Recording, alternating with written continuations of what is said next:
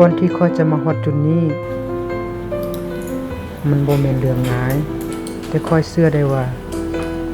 มันก็บ่แม่นเรื่องยากของหลายๆคน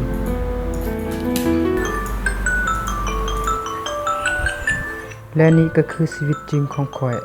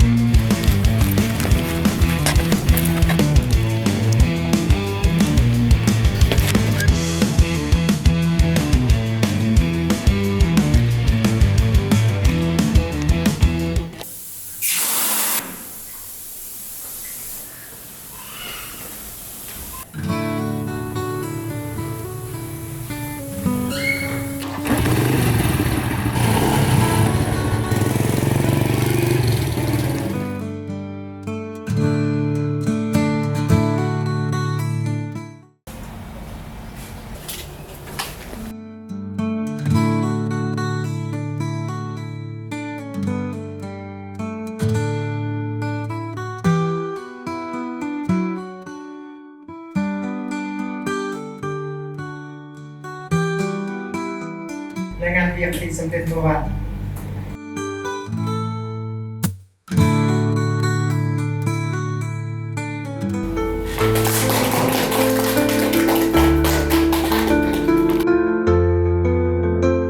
เวียกมันสำคัญ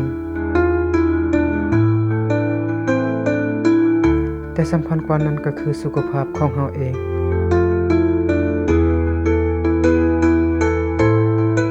และอย่าลืมพัฒนาตัวเองมื้อละน้อย